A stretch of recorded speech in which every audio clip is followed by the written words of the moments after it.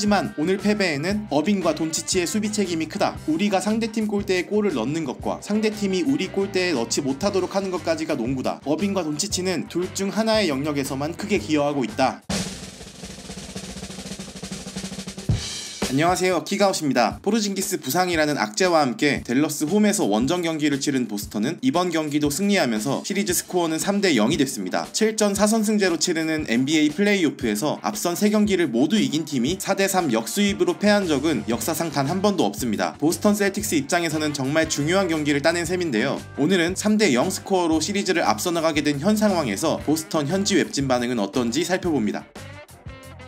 우리의 영광스러운 웨스트버지니아 왕에 대한 업보트 없이는 스크롤을 내리지 마라. 웨스트버지니아에서 학창시절을 보낸 조 마줄라 감독을 칭찬하는 레딧입니다. 이번 경기에서 댈러스에게 리드를 몇 번이나 내어주고 큰 스코어링런도 당했는데 마줄라의 코칭 능력을 중심으로 놀라운 회복력을 보여줬다는 점에 대해 칭찬합니다. 과거에는 이러한 경기에서 역전패를 당한 적이 많았지만 오늘은 달랐다는 겁니다. 이에 대해 한 팬은 시즌 평균 대비 낮은 산점률을 기록하는 플레이오프에서 좋은 코칭 없이는 15대 2 전적을 기록할 수 없다라며 마줄라 감독의 코칭 능력을 칭찬합니다. 다른 팬은 나는 작년 동부 컨퍼런스 파이널에서 마이애미에게 패할 때 마줄라 감독을 비판했다. 그는 해당 시리즈 첫 3경기에서 준비되지 않은 모습을 보였고 아직 신인이었지만 최고의 감독이 되기는 어렵겠다고 평가했다. 하지만 올해 마줄라 감독은 훨씬 발전했다. 이전에는 질 수밖에 없던 경기를 이제는 이기는 방법을 찾을 수 있는 감독이 됐다. 21점 차 리드를 4분 만에 날렸고 포르징기스도 없고 오늘 지더라도 2대 1로 여전히 앞서고 있으니 괜찮다는 변명을 할 수도 있었는데 끝까지 포기하지 않고 승리를 따냈다 라고 말합니다.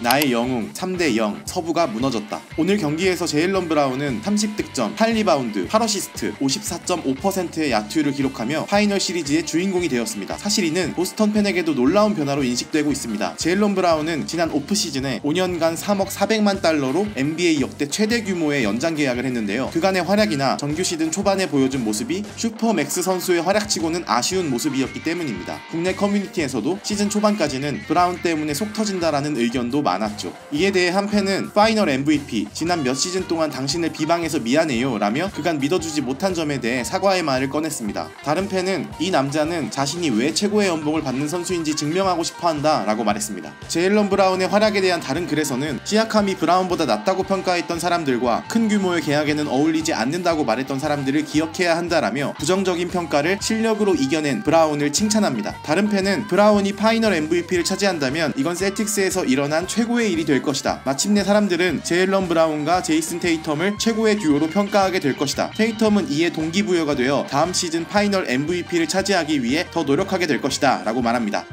파이널 3차전 포스트게임 스레드 3차전 포스트게임 스레드에는 브라운, 테이텀, 주루, 화이트, 틸먼, 하우저 등 다양한 선수에 대한 칭찬과 승리에 대한 기쁨을 나누는 댓글이 많습니다. 한 팬은 이제 우승까지 딱 1승만 남았다. 누가 뭐래도 나는 테이텀과 브라운을 평생 슈퍼스타로 모실 거다 라며 승리의 기쁨을 만끽합니다. 다른 팬은 이에 동조하며 4쿼터 대규모 붕괴를 극복하고 마지막 몇 분간 클러치 플레이로 승리를 챙겼다. 약속의 땅까지 한 경기 남았다 라고 말합니다. 다른 팬들도 브라운과 테이텀의 활약을 칭찬합니다. 브라운의 발전이 정말 자랑스럽다. 이제 완전한 선수로 거듭났다. 앞으로 6년간 그는 플레이오프의 지미 버틀러처럼 활약해줄 것이다. 파이널에서 30득점, 8리바운드, 8어시스트 활약으로 그는 리그 최고의 슈팅가드가 됐다. 또한 테이텀은 올해 많은 비판을 받았지만 오늘 31득점, 6리바운드, 5어시스트 활약으로 슬럼프를 깼고 지난 경기에서는 인상적인 플레이메이킹으로 활약했다. 신이 허락한다면 이 듀오를 유지할 수 있길 바란다. 브라운은 올해 28살로 전성기의 첫 해이며 테이텀은 27살로 앞으로 2년간 더 나아질 것이다. 빵단장이 주위에서 재능 있는 선수들을 모으고 듀오가 유지된다면 셀틱스는 앞으로 5년은 더 특별한 일을 해낼 수 있을 거다. KP는 셀틱스에 딱 맞는 툴을 가진 완벽한 센터이고 틸먼의 오늘 활약을 보니 그와 함께하는 여정에 마음이 놓인다.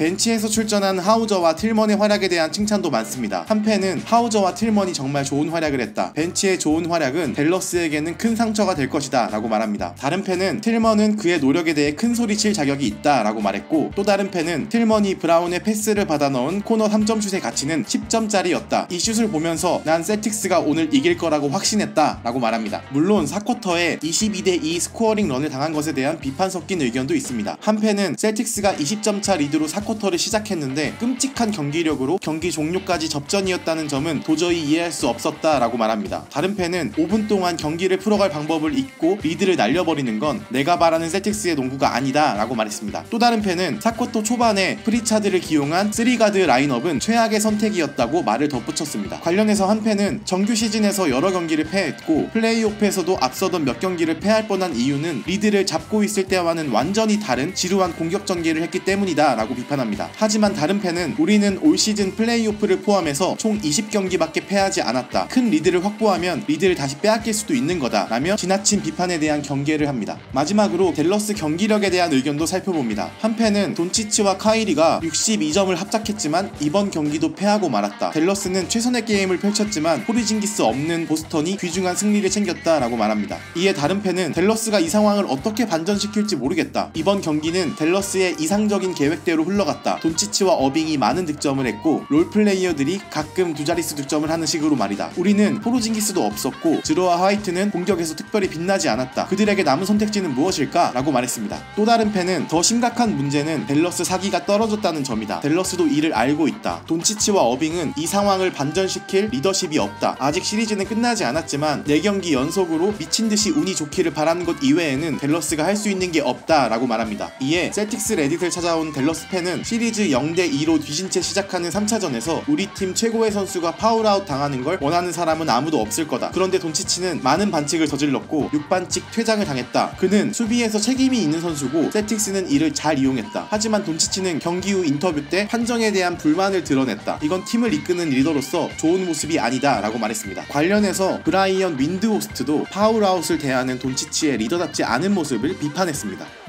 이게 내가 좋아하는 카이리 어빙 영상. 지난 글에서도 어빙이 코너에 있는 선수를 수비할 때 돌파하는 선수에 대한 헬프나 코너 3점에 대한 마크를 잘 못하고 있다는 이야기를 했었는데요. 오늘 경기에서도 비슷한 상황이 나왔습니다. 심지어 이때는 돌파하는 테이텀을 바라보다가 브라운에게 패스를 빼준 것도 체크하지 못했죠. 이에 한 팬은 이 클립이야말로 내가 좋아하는 영상이라며 포스트를 올렸습니다. 관련해서 다른 팬은 어빙, 돈치치 같은 수비가 약한 선수는 서부에서는 괜찮을 수 있지만 동부팀과의 대결에서는 이야기가 달라진다. 동부팀들은 완전히 다르게 빚어진 팀들이다 라고 말합니다. 또 다른 팬도 이에 동조하면서 미네소타나 OKC처럼 슛이 좋지 않은 팀을 상대로 할 때는 나쁜 수비를 숨기기 좋았지만 셀틱스와의 시리즈에서 이들의 나쁜 수비가 더 잘 드러난다 라고 말합니다. 또 다른 팬은 카이리 어빙은 가장 숙련된 공격수 중 하나다. 그의 핸들링은 미쳤고 오늘도 놀라운 샷메이킹을 여러 번 보여줬다. 하지만 오늘 패배에는 어빙과 돈치치의 수비 책임이 크다. 우리가 상대팀 골대에 골을 넣는 것과 상대팀이 우리 골대에 넣지 못하도록 하는 것까지가 농구다. 어빙과 돈치치는 둘 중 하나의 영역에서만 크게 기여하고 있다 라고 말합니다. 파이널 3차전 보스턴의 승리는 개인적으로도 미처 기대하지 못했습니다. 포르징기스의 부상으로 공수에서 전력이 상당히 약해질 것 같았고 1쿼터 초반 댈러스 팬들의 엄청난 환호성과 댈러스의 맹습으로 초반부터 분위기가 완전히 넘어갔다고 생각했기 때문입니다. 하지만 이건 저의 기우였습니다. 플레이메이커로 변신한 브라운의 활약, 다른 선수의 공을 받아 효율 좋게 득점을 올리는 테이텀, 하우저의 공수 활약, 깜짝 기용된 틸먼의 놀라운 수비력과 빅3는 제가 지금까지 봐왔던 보스턴의 경기 내용과는 조금 달랐습니다. 마줄라 감독이 준비한 놀라운 플랜을 과정 삼아서 3차전까지 승리를 할 수 있었던 겁니다. 4차전은 하루 쉬고 토요일 오전 9시 30분에 시작됩니다. 과연 4차전까지 승리하면서 원정 무패 우승을 차지할지 댈러스가 승리를 따내기 위한 새로운 플랜을 가져올지 기대가 됩니다. 지금까지 보스턴 셀틱스를 중심으로 NBA 현지 웹진 소식을 전하는 킥아웃이었습니다. 고맙습니다.